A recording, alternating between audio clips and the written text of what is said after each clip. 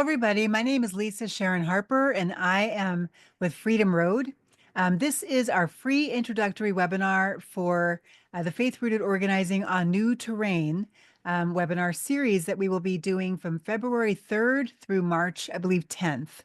It's a 6-week live series. This is a free version of it. And I have to say, we literally just did the live webinar with all the people, and I forgot to hit record. So now we are back. And I am doing this specifically for you, for folks who did not get a chance to see it. So I hope that you enjoy the time, and I hope that you also, that this helps you to get a good sense of what to expect over the course of our 6 weeks together beginning in February of 2025. Okay, so let's go forward.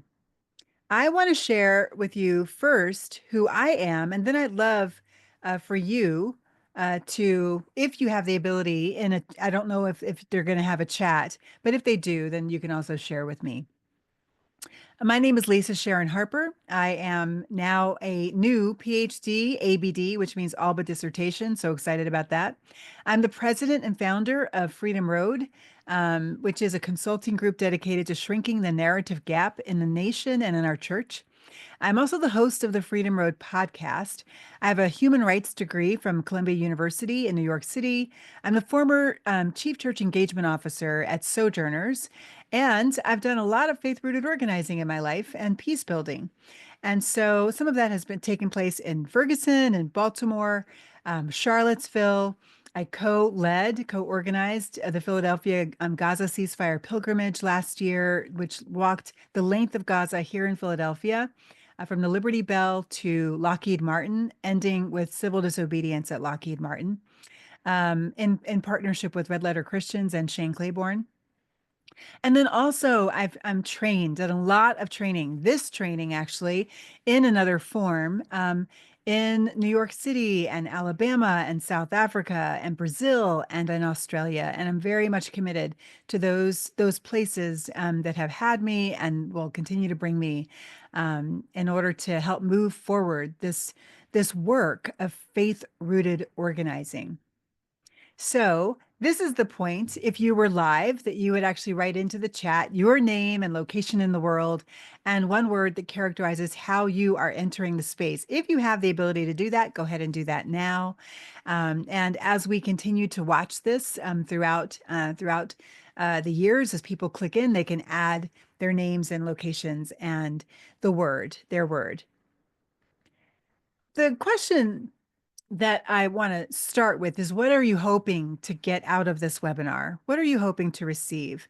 I will let you know this webinar today is going to give you an overview of our 6-week series, what you can expect. It'll give you a sense of what do we mean by faith rooted? What do we mean by organizing? And what do we mean by new terrain? So let's start with organizing. What do we mean by organizing? So to do that, I want to go upstream. Let's actually take a little ride upstream, or to a story about going upstream. So there was once a village that lived by a stream, and this stream, the people in the village, they always used the water. They used the water for everything, work and play and bathing. And one day, one of the people saw a baby floating down the river in this stream. And they ran out, they swam out, and they got the baby and brought the baby back to safety. And the next day they saw 5 babies. And the day after that, they saw 10. And within a week, they had about 100 babies floating down the river. And within a month, they had 1,000 babies floating down the river. And they were like, what is going on? We've never seen this before. Why is this happening? Well, at each juncture, when they had one baby, the woman jumped in, I believe it was a woman, who jumped in and saved that baby. And then, when they had 20 babies that were coming down the river in the course of a day, they kind of put a net together in order and the village came together in order to try to catch these babies in a net. But that didn't hold very much. Now that we have 100 babies floating down, the net's not really working. We still have about, we catch 20 and then we have about 80 that are still getting past the net and dying, right? And so then when there's like 400 babies floating down the river, then they create this contraption on the side of the river that actually begins to scoop up babies and save them, and and parts of the river, and in that part of the river.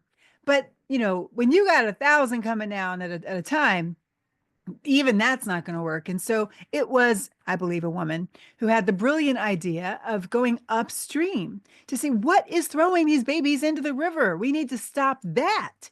And so they did. They took apart their whole village and they hiked upstream and they looked over the ridge and they saw this huge contraption that was picking up, scooping up babies and throwing them in a river, scooping up babies and throwing them in a river, scooping up babies and throwing them in a river.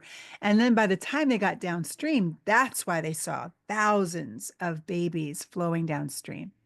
So they knew if they were going to stop the flow of the babies, they had to dismantle that contraption. End of story. Um, it's an allegory. It's not meant to mean a whole lot of different things, but the point of that story is that if we want to stop the flow of homelessness or stop the flow of illiteracy or stop the flow of mass incarceration or stop the flow of the fight against democracy in America, we're going to have to go upstream. We're going to have to go to the source. We're going to have to organize in order to change public policies. We're going to have to contend against power in really creative and actually sometimes really fun ways. So that's what it means to organize. It means to go upstream and to begin to address the systemic and structural issues that are causing thousands of people, yea, even millions of people to suffer at a time. So organizing is to bring people together to create change. Faith-rooted organizing is shaped and guided in every way by our faith, and it's designed to enable people of faith to contribute their unique gifts to the broader movement for justice. So when we are organizing in a faith-rooted way, we're literally drawing from the scriptures. We're drawing from our sacred stories. We're drawing from our sacred practices that we have done and we've seen others done and we know that others have done, the saints from before. And in that, we're finding unique power to offer in the course of our organizing movement. And that brings us to really the core question that we're asking tonight is, what are the ways that faith contributes to organizing? And so I want you to take a moment right now where you are just to think, what can faith, contribute to the larger movement for organizing for justice, for good? Well, I'm going to share with you some things that I thought of when I thought about this. Some of the gifts that faith has to offer are vision and hope, because we know the end of the story. We know that love wins. Values that come to us through the sacred stories in our sacred texts, symbols and rituals that come through the arts and music in our hymns, our songs, practices and ceremonies and liturgies that really have power. For example, in the farm workers movement, Cesar Chavez used leverage the power of fasting, which is a faith-rooted practice. He didn't actually do a hunger strike. He fasted, which meant it was a spiritual practice that people then took pilgrimages to, like Bobby Kennedy did a pilgrimage to Cesar Chavez and sat with him and fasted with him for a day, experienced it, and in that way entered the story himself. So there's power in our practices and our ceremonies that we can offer to the larger movement for change. Scripture itself has wisdom and power and other inspirational texts. And then finally, our holistic community, because, we have ready-made communities that not only are able to be organized, as in we can do a good sign-on letter or we can get everybody out to march, but we also can offer community to activists who are oftentimes very lonely because their work is lonely work. Going and knocking on doors and getting, doors slammed in your face for most of the day, or when they are picketing, risking losing their jobs, many times actually losing their jobs or having to go weeks without pay because they are demanding better payment or benefits. Sometimes it's the church who can actually come and undergird those who are protesting with resources that the community can gather from it, from within its people. So we have many gifts to offer to the larger movement. So the components of faith-rooted organizing are the same as any organizing. We have to set goals. We have to analyze the problem and figure out what is the problem that we are actually working to solve. We have to set strategy. In other words, figure out how do we move power in the direction of justice? How do we recruit people? And how do we lead? How do we develop our leaders and sustain them? These are all things that every organizing movement always has to do.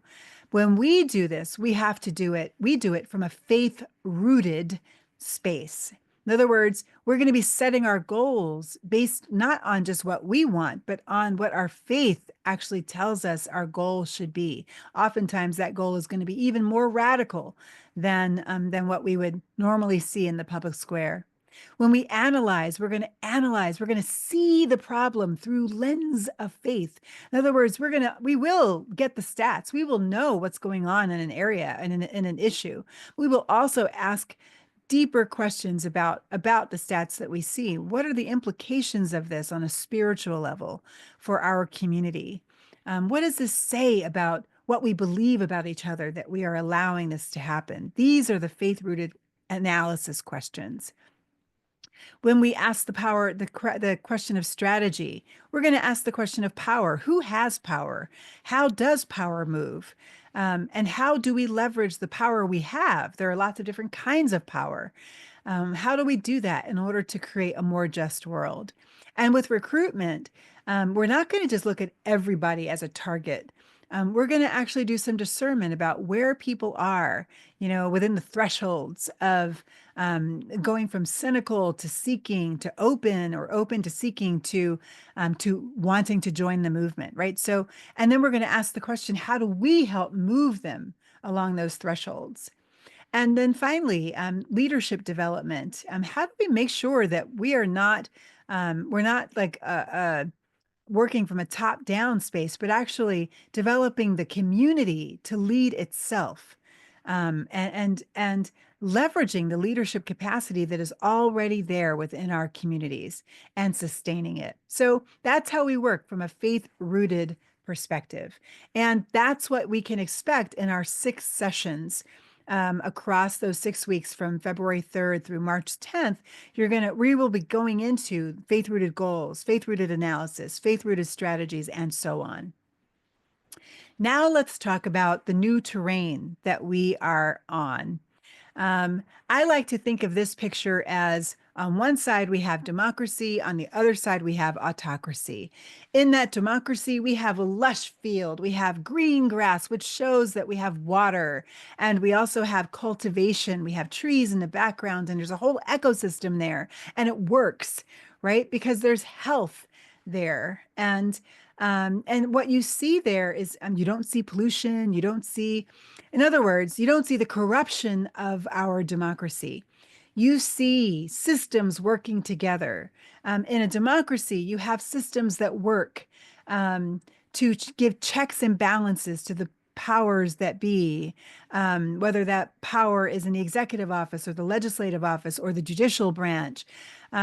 You have the power of the vote and the people. You have the power also of the dollar, and our taxes and all of those. I mean, these are all levers that we have to pull in a democracy. And you also have the protection of the law. You have the rule of law in a democracy that exists along with those levers that we can pull, and along with the systems and structures to protect minorities within a democracy. So that's how democracy works. Now, our new terrain that we are moving into is much more of an autocracy. In other words, it is a much more of a place where those levers, those systems and structures that used to and were created in order to give checks and balances of power or to protect minorities are now actually being corrupted, and will likely be in many cases, dismantled by the next, this is their promise anyway, by the next administration. And therefore, you see cracked earth. You see the corruption of democracy. You see brown clouds in the background, which is probably a dust cloud because there's been no rain. And you see brown trees in the background because the trees have not gotten water. They have not been watered. This is the new terrain that we are moving into in a week in our time. And so we need to talk about this. So this new terrain is being brought to us by Project 2025, y'all, which was created by the Heritage Foundation and in partnership with other organizations. It is the brainchild of the Heritage Foundation, and its goal is to dismantle the rule of law, actually, in order to establish authoritarian governance that establishes a Christo-fascist vision of the world, a Christian, not Christian, but a Christo. In other words, Jesus as a symbol, cross as a symbol, but not actually the meaning of the cross and the person of Jesus. Jesus himself was actually under the authoritarian rule of Rome, and he was one of the oppressed ones. So the Project 2025 is all about, they want to abuse warrantless surveillance. They want to have more mass deportations and family separations. They want to end birthright citizenship, which actually has huge repercussions for all of us and every single person in this nation. That has huge repercussions. So then the question is, well, who gets to be a citizen and who gets to decide? Hello. They want to ban abortion care across the country. They want to target journalists and protesters, lifting the protection of the First Amendment's freedom of speech and freedom of assembly. They want to severely limit voting access, and censor the classroom and dismantle public education by dismantling the Department of Education, a stated goal in Project 2025. And also, they want to roll back rights for transgender people. And I would add LGBTQ people in general, as right now, they are actually, one of the things in their crosshairs is LGBTQ marriage, the right to marry. So this is serious. And what we're looking at is we really are looking at a democracy, the world's first democracy, actually, moving into an autocratic form of governance. Now, let's talk a little bit about the difference between autocracy and democracy. The Helpful Professor, helpfulprofessor.com, is, of course, the source of this really awesome graphic. And I just thought he did a really great job of distilling it. So I'm just going to share what he says. Autocracy refers to a form of government in which a single individual holds absolute power and authority, making all their decisions without significant input from citizens.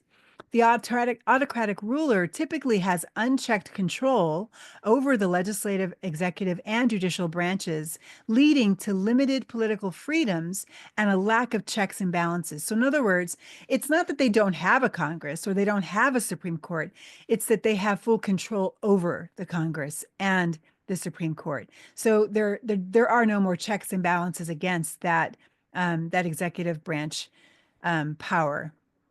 Everyone is now working for to achieve the goals of the autocrat, as opposed to everyone working for the good of the citizenry. You understand the difference? Okay. So in a democracy, you have a system of governance in which power is vested in the people through elected representatives, right? It ensures citizens' participation in decision making and provides mechanisms for accountability and the peaceful transfer of power. So democratic societies typically uphold principles of equality and justice and the protection of minorities. So, is democracy worth fighting for? I mean, it can be really tempting to look at this huge problem that we are about to enter into and think to yourself, this is just too much. Is it worth fighting for? Well, I want to say yes, it is. And it is worth fighting for because of our faith, especially if you are in any one of the Abrahamic faiths. In Genesis, which is in all three of our faiths, in Genesis 1, 26 to 31, you have this powerful text that gives us the reason why democracy is so important. It says, then God said, let us make humankind in our image, according to our likeness, and let them have dominion over the fish of the sea, over the birds of the air, and over the cattle, and over all the wild animals of the earth, and over every creeping thing that creeps upon the earth. So God created humankind in God's image. In the image of God, God created them, male and female, God created them. So God blessed them, and God said to them, be fruitful and multiply and fill the earth and subdue it, and have dominion over the fish of the sea and over the birds of the air and over every living thing that moves upon the earth. And God said, see, I've given you every plant yielding seed that is upon the face of all the earth, and every tree that with seed in its fruit. You shall have them for everything that creeps on the earth, everything that has the breath of life. I have given every green plant for food. And it was so. So God saw everything that God had made, and indeed it was very good. And there was evening and there was morning, the sixth day. So, my friends, I just want to bring out three words and phrases that are a part of this that make it very clear to me that democracy is worth fighting for. The first are these two words at the end, very good. That's tob me'od is the Hebrew.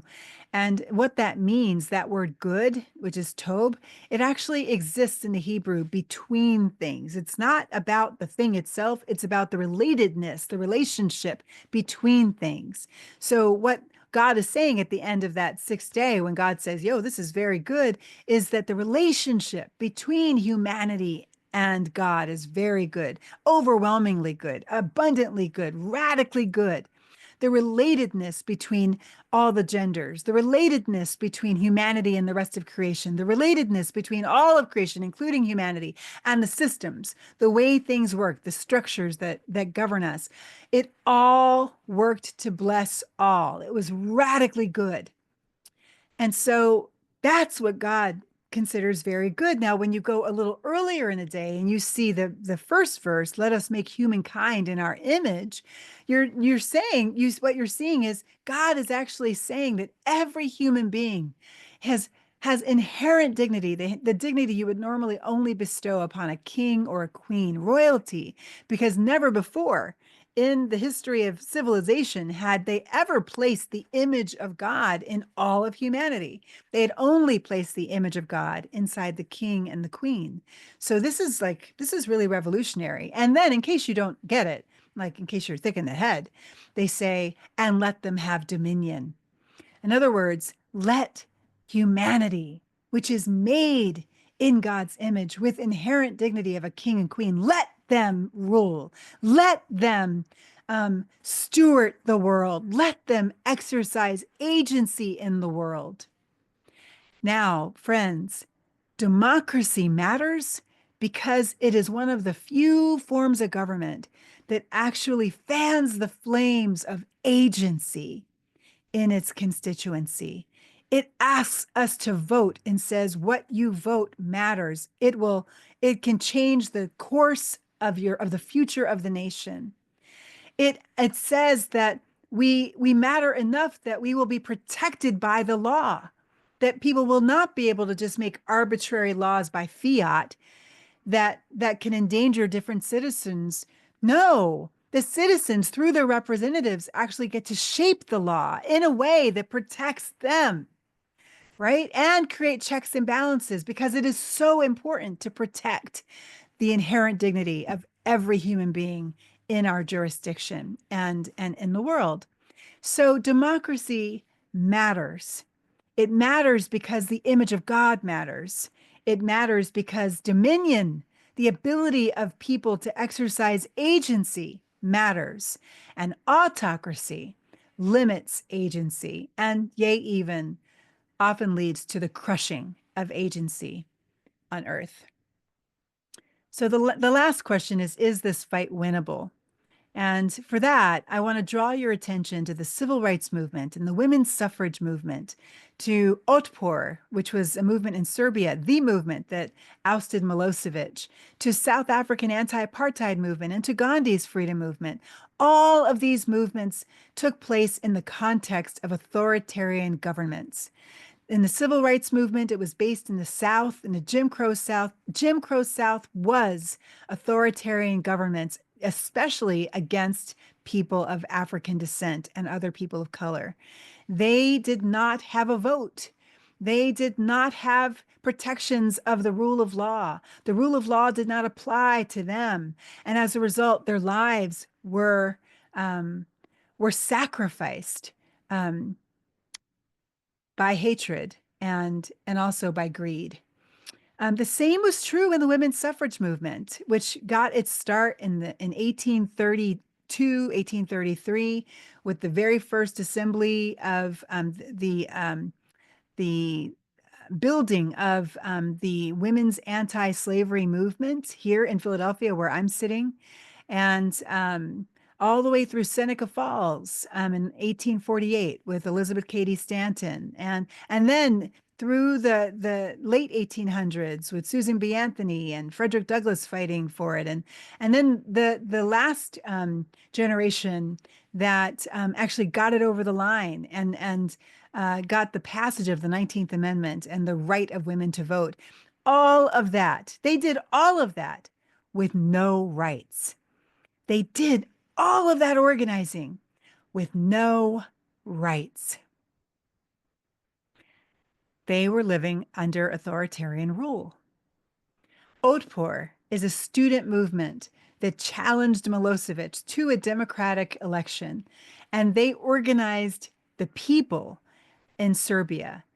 And because they organized the people, when Milosevic, because of his huge ego, said, "Yeah, I'll take you up on that. I'll give you a democratic election and I'll win," he lost because the people came out in droves and it was unquestionable. They did not want him anymore. And that was a student movement in Serbia under authoritarian rule. They organized.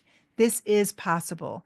And Gandhi's freedom movement, his walk to the sea, the salt sea, his call to spin their yarn, it was all under autocracy, under fascist government, under government that was not for or by the people.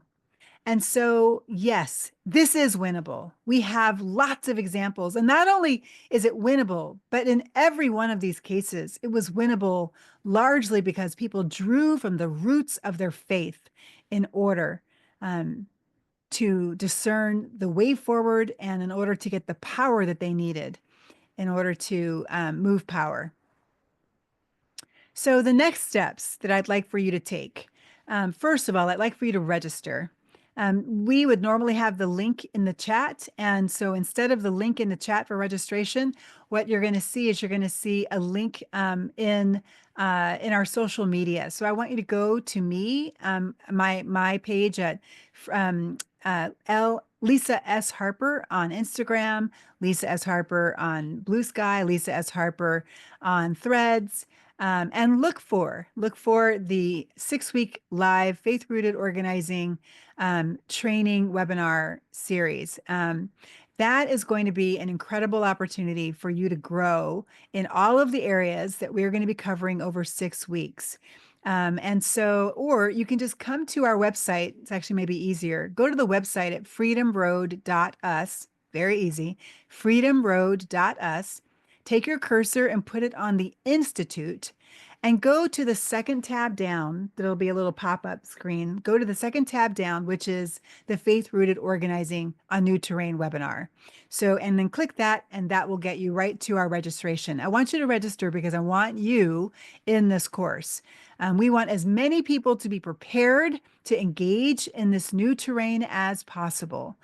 We have done faith-rooted organizing training before at Freedom Road, but we decided to do it again this time because we are entering into a new phase of our world with new rules. We have to actually get prepared looking at this new terrain that we are now organizing on. So please join us. And then second, I want you to be inspired and be activated. If you have not yet gone to YouTube and watched the Don't Obey in Advance faith-based call to action to save democracy webinar. In fact, just YouTube Don't Obey in Advance webinar, and that'll come up. Just watch it. It's an hour long, and actually it also guides you into taking actual action on the call, which is important that you do, and you can still do. And so go ahead and watch that and be inspired. And then, like I said, join us on February 8th, February 3rd, when we come back together for our 6 week webinar series. So thank you so much for joining us in this venture. We are excited for the road ahead. I am Lisa Sharon Harper, and I just want to say I look forward to meeting you on February 3rd. God bless you.